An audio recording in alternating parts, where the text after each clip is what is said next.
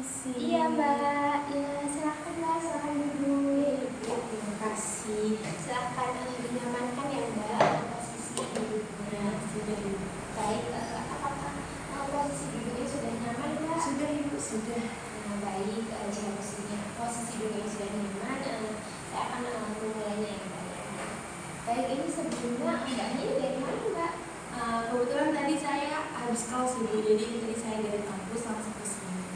Baik, jadi Mbak ya, berarti mahasiswa ini. Iya, betul, mahasiswa. Kalau boleh tahu nih, Mbaknya mahasiswa di mana? Karena ini kan kita di Malang kan banyak kampus nih. Kalau boleh tahu Mbak ini mahasiswa di universitas mana? Kebetulan saya mahasiswa UM Ibu. Wah, UM ya. Betul. Sama saya juga mahasiswa UM. Kalau boleh tahu Mbak ini semester berapa Mbak? Saya masih semester 3. Baik, semester 3 jurusan? Jurusannya dari pendidikan IPS. Baik, jadi Mbaknya ini semester 3 di jurusan pendidikan IPS di UM. Iya. Kalau saya ini mahasiswa semester 5 di jurusan dunia dan konseling di UM juga. Oh, FIP berarti. Iya, baik. Jadi di sini Mbaknya ngekos atau punya rumah atau emang asli rumah? Kebetulan saya ngekos Ibu karena saya asli dari Sumatera. Oh, ngekos. Iya. Jadi ngekosnya di Surabaya. Iya. Berapa? Kebetulan dekat sini di Jalan Terusan Surabaya. Oh, di rumah berarti sebenarnya tadi ke kampusnya selalu jalan gitu Pak? Iya, kebetulan kalau ke kampus saya selalu jalan. Tapi kalau misal lagi kuliahnya di GKB itu biasanya saya mau gerak gitu. Oh, berarti kalau misalnya dari kosnya Mbak Umi nih, kalau dari kosnya Mbaknya nih ke GKB ini kira-kira berapa Mbak? Kan cukup dekat juga ya?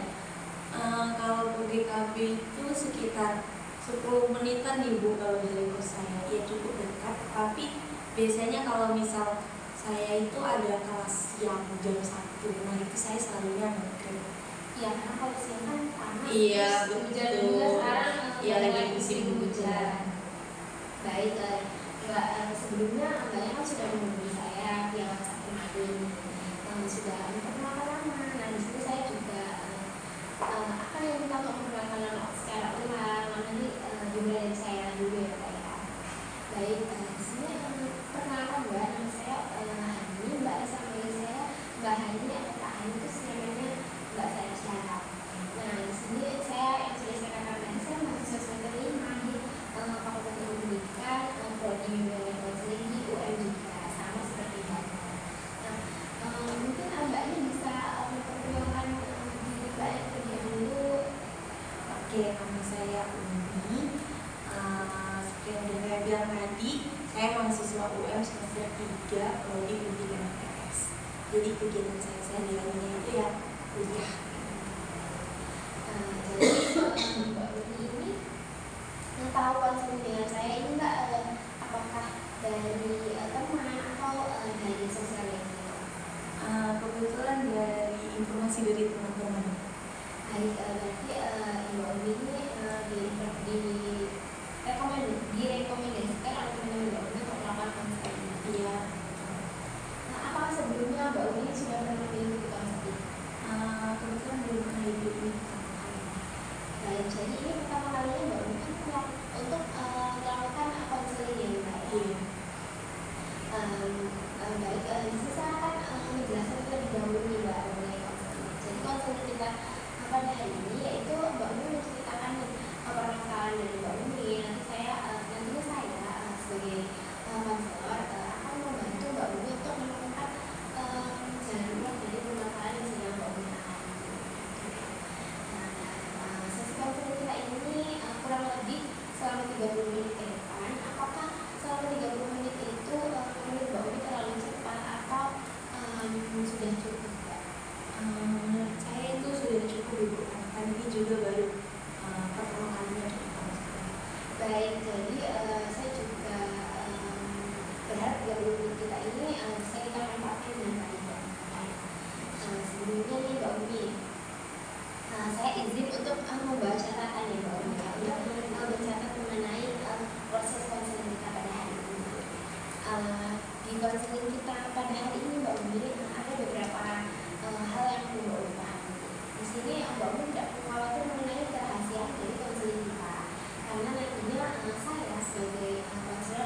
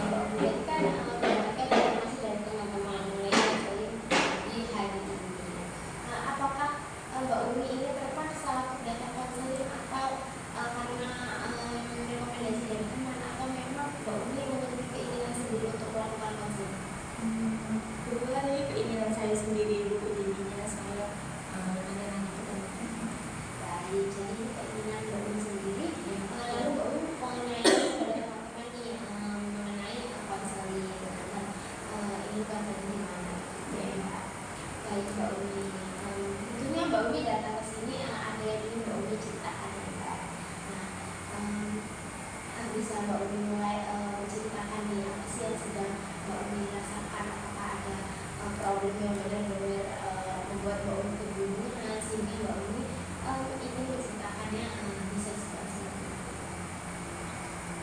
Baik Mbak, boleh diceritakan mengenai masalah yang sedang Jadi gini Bu, sekarang kan saya udah semester 3 ya, tapi akhir-akhir ini tuh saya merasa kalau misal saya itu males-malesan untuk kayak berangkat kuliah, terus juga ngerjain tugas, pokoknya sama hal-hal yang berbau dengan pendidikan di kampus itu saya rasanya males kayak gitu. Saya juga ngerasa kalau misalkan kalau motivasi belajar saya ini turun, jadi biasanya saya yang selalu ngerjain tugas tepat waktu itu beberapa waktu akhir ini itu jadinya tugasnya itu lewat dari deadline. Jadi permasalahan Mbak Umi ini mengenai proses belajar dan juga pembelajaran. Baik Mbak Umi, hal yang Mbak Umi rasakan ini sudah terjadi berapa lama Mbak? Apakah baru-baru ini atau memang sudah lama Mbak Umi rasakan? Belum lama sih Bu, mungkin dalam 1 bulan ini, karena perasaan malas dan juga kurangnya motivasi belajar itu munculnya setelah saya selesai UTS. Jadi kurangnya motivasi belajar turunnya setelah Mbak Umi melakukan UTS. Apakah sebelumnya ya, sebelum UTS ini apakah Mbak Umi tidak merasakan hal ini? Kebetulan waktu awal semester 3 itu saya masih bisa dibilang cukup rajin ya Bu untuk mengerjain tugas, lalu juga kalau untuk berangkat ke kampus itu saya tidak pernah malas-malasan. Nah itu tadi nggak tahu kenapa akhir-akhir ini itu saya mendadak menjadi malas sekali untuk bikin kampus, lalu juga untuk mengerjakan tugas. Baik, apakah ada hal lain nih, ada hal yang lain yang Mbak Umi lakukan? Apakah ada Mbak Umi kegiatan apa sehingga membuat Mbak Umi ini malas untuk mengerjakan tugas dan juga kuliah? Untuk kegiatan kebetulan tidak ada Ibu, jadi kalau misal sudah selesai kelas, sudah selesai kuliah itu pasti saya langsung pulang. Baik, jadi Mbak Umi tidak memiliki hal lain, tapi Mbak Umi setelah UTS merasakan malas dengan kuliahan, dengan pelajaran yang ini berbeda. Baik, sebelumnya saya ingin menanyakan dari Mbak Umi, apa sih tujuan dari Mbak Umi untuk datang dalam rangka konseling saya? Jadi tujuan saya datang saat ini konseling dengan Ibu itu awalnya saya mau menceritakan saja permasalahan yang sedang saya hadapi saat ini. Lalu juga pastinya saya juga ingin mendapatkan solusi supaya kedepannya itu saya bisa menjadi lebih baik dari saat ini. Mbak Umi yakin bisa mencapai tujuan itu? Baik, sebelumnya saya akan membantu Mbak Umi. Nah, ini kan Mbak Umi sudah menceritakan mengenai masalah Mbak Umi, yaitu mengenai kurangnya motivasi belajar dan malas untuk kuliah itu terjadi setelah UTS. Dan kalau saya boleh, mungkin bisa Mbak Umi ceritakan nih sebelumnya bagaimana sih pola perkuliahan dari Mbak Umi? Kalau untuk perkuliahannya itu kebetulan karena saya juga masih semester 3, jadi sebenarnya untuk mata kuliah itu belum banyak Ibu, dan SKS itu masih terbilang cukup normal lah dengan 20 SKS. Nah,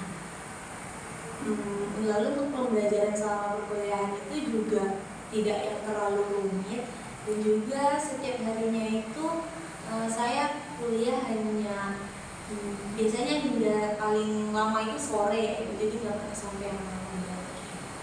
Baik, mungkin maksudnya ini Mbak Umi, pola perkuliahan Mbak Umi sebelum Mbak Umi merasakan kurangnya motivasi belajar, ini bisa Mbak Umi ceritakan?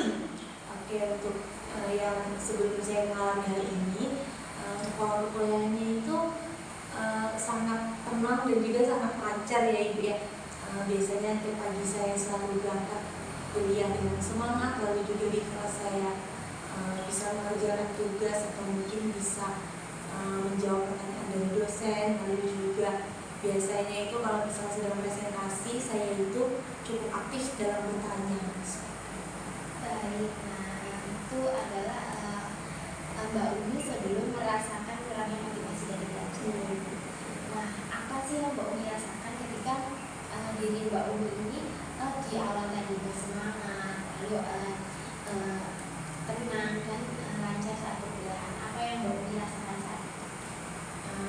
Pastinya yang saya rasakan, saya merasa sangat senang ya Ibu ya, karena saya bisa menjalani hari-hari saya di perantauan ini dengan baik. Intinya saya bisa kayak membuktikan ke orang tua saya kalau saya itu di sini tuh bisa gitu.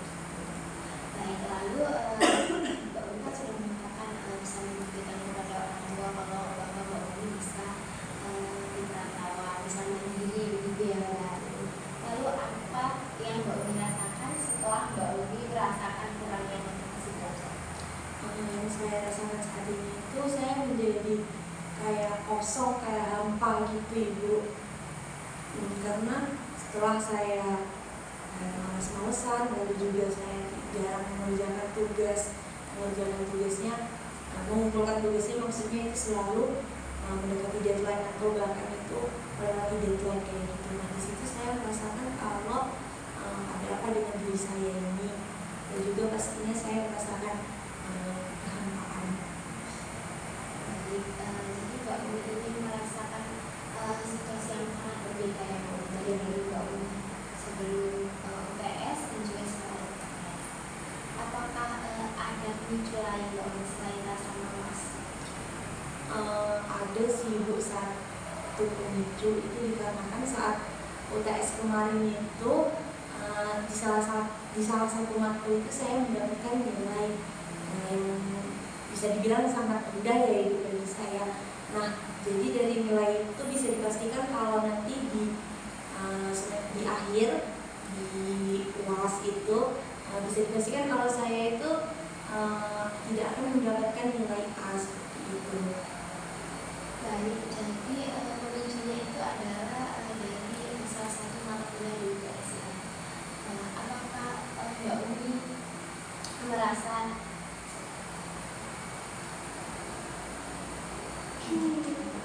baik, jadi pemicunya adalah dari UTS Mbak Umi, salah satu mata kuliah yang mendapatkan nilai kurang tadi. Apakah Mbak Umi, apa yang Mbak Umi rasakan ketika Mbak Umi mendapatkan nilai rendah? Yang saya rasakan saat itu saya marah, lalu juga saya bertanya-tanya ini kenapa kok nilai saya rendah. Dan kebetulan saat itu juga bukan hanya saya saja yang mendapatkan nilai rendah, jadi juga ada beberapa teman saya itu mendapatkan nilai rendah Ibu. Padahal bisa dibilang kalau selama mengikuti mata kuliah desain tersebut itu kita sangat aktif, lalu juga kita mengumpulkan tugas tepat waktu, kita belum pernah absen sama sekali, jadi kita selalu mengikuti mata kuliah ini. Padahal tidak hanya dari Mbak Umi saja ya. Apakah teman-teman Mbak Umi juga melakukan hal sama, seperti mereka juga malas berkuliah, lalu malas berpendapat, juga mereka merasakan kurangnya motivasi belajar, atau memang ini hanya Mbak Umi saja yang merasakan? Kebetulan dari teman-teman saya juga ada ya Ibu, bahkan kadang teman-teman saya yang mengajak untuk ayo kita duduk di belakang aja kayak gitu. Jadi selama mata kuliah itu berlangsung, kita benar-benar yang gak aktif gitu, kita kok cuma di belakang fokus di HP, scroll gitu aja.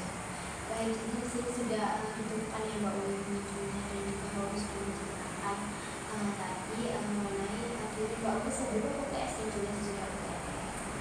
Mungkin adakah pemicu yang lain Mbak Umi, misalnya apakah ada hal yang memang Mbak Umi lakukan yang membuat Mbak Umi itu merasa kayak gak usah kuliah deh, tidak Indonesia nanti saya melakukan hal itu, apakah Mbak Umi bermain game atau Mbak Umi nongkrong atau apa? Nggak ada Ibu sepertinya. Jadi pemicu utamanya itu menurut saya dari hal itu tadi? Baik, setelah Mbak Umi menceritakan tadi, di sini saya juga mencatat ya Mbak Umi tadi mengenai permasalahan dari Mbak Umi yang awalnya kurangnya motivasi belajar, dan juga itu terjadinya setelah Mbak Umi melakukan UTS. Di sini tadi saya juga sudah mencatat di sini Mbak Umi sebelum UTS itu merasa tenang, lancar saja. Dan setelah UTS hari ini Mbak Umi merasa malas dan juga kurang motivasi belajar. Nah, dari Mbak Umi di sini, Mbak Umi saya minta Mbak Umi untuk menuliskan apa yang Mbak Umi rasakan setelah UTS tadi, yaitu permasalahan dari Mbak Umi itu kurang motivasi belajar, dan juga diri Mbak Umi sebelum UTS, yaitu dimana Mbak Umi lancar dalam mengerjakan tugas, tenang saat kuliah, dan bersemangat saat perkuliahan. Jadi Mbak Umi diminta untuk menceritakan ya Mbak Umi, tapi Mbak Umi menulis di kertas yang sudah saya berikan. Apakah Mbak Umi siap untuk menulis? Sudah baik.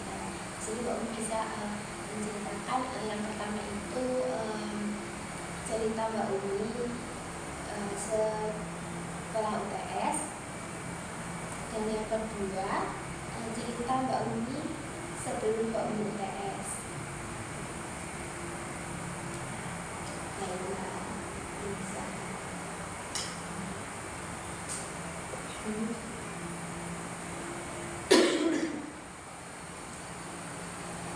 Apakah posisinya sudah nyaman Mbak untuk menulis? Sudah.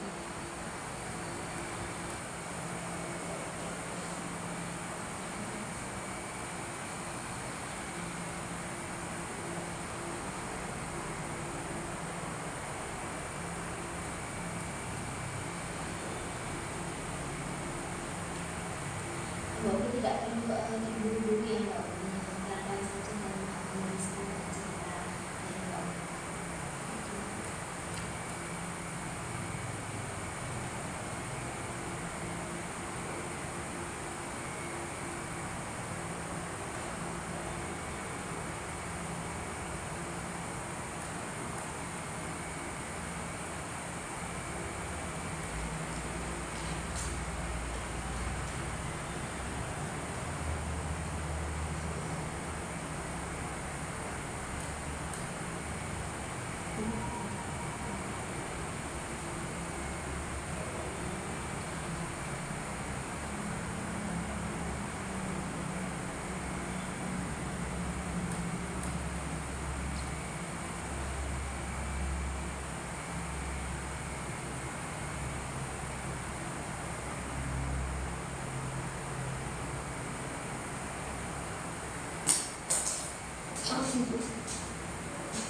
Ya, tidak grogi sekali ya.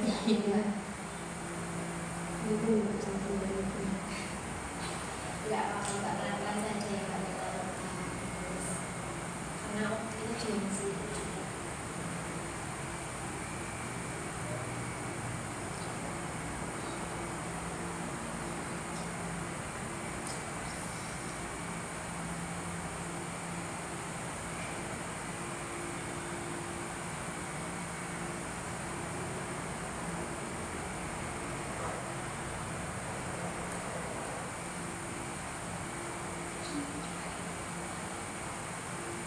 Sudah nih. Baik, sudah ya Mbak. Besoknya ya Mbak, permisi.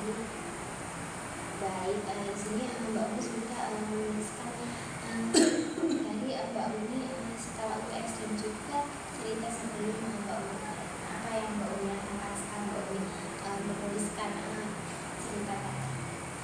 Sedikit lega karena secara nggak langsung saya bisa mencurahkan hal-hal itu tadi walaupun di atas kertas. Baik, jadi Mbak Umi ini bisa ya Mbak Umi untuk kembali ke diri Mbak Umi sebelum UTS, yaitu Mbak Umi bisa mengajarkan tepat waktu, bersemangat dalam kuliah, dan juga tetap tenang dan pada waktu. Intinya Mbak Umi seperti yang Mbak Umi katakan tadi, tidak hanya Mbak Umi saja yang mendapatkan nilai sedikit rendah, tapi juga ada teman Mbak Umi. Mungkin Mbak Umi dan teman Mbak Umi ini bisa mencari lebih dahulu apa sih yang membuat saya mendapatkan nilai rendah selain dari diri Mbak Umi dan teman Mbak Umi yang rajin kuliah. Mungkin ada aspek lain yang tidak oleh saya yang begitu rendah. Apakah Mbak Umi sudah merasakan nyaman setelah menceritakan permasalahan Mbak Umi dari awal sampai menuliskan cerita tadi?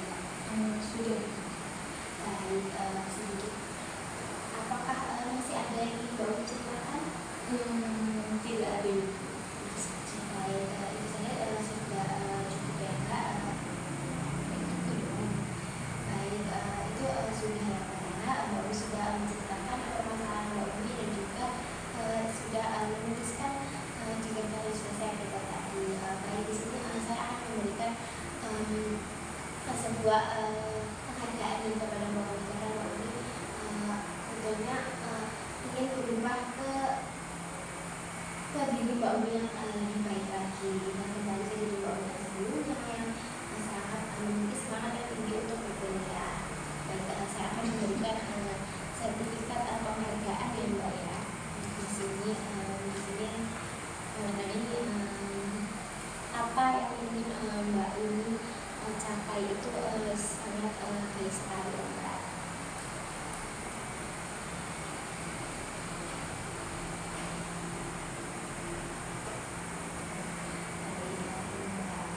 Terima kasih Mbak Umi. Sebelum itu saya izin untuk menuliskan terlebih dahulu mengenai apa yang sudah Mbak Umi ceritakan dan apa yang sudah Mbak Umi ingin capai tadi.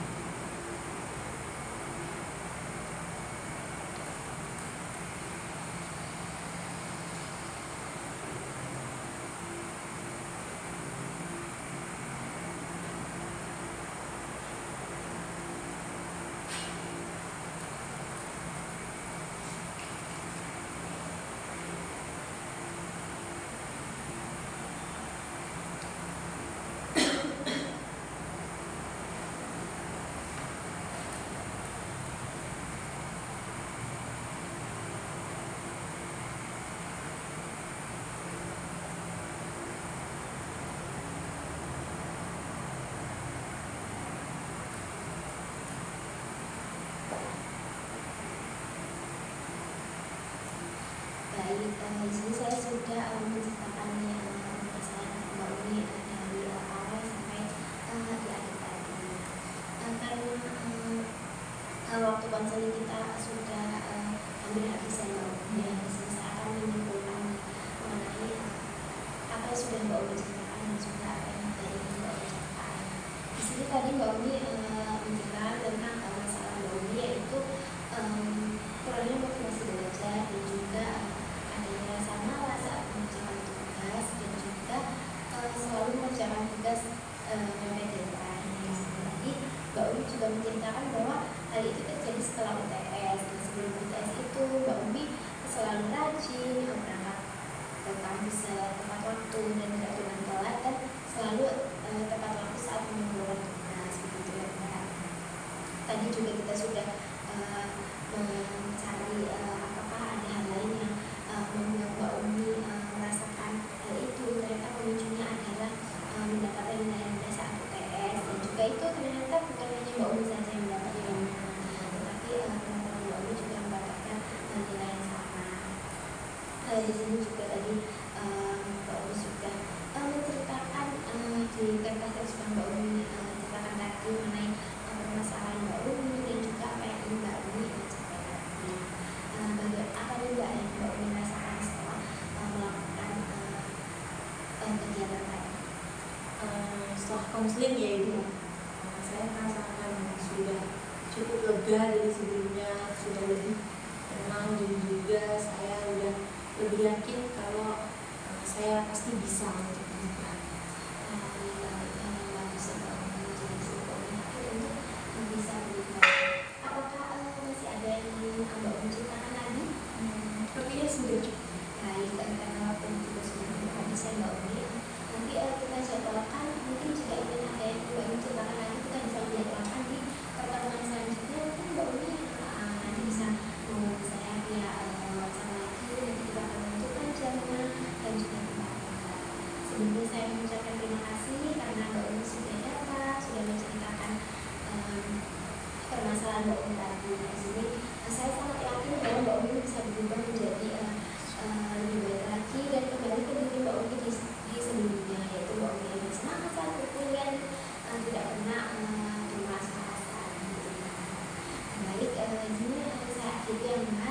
kasih. Assalamualaikum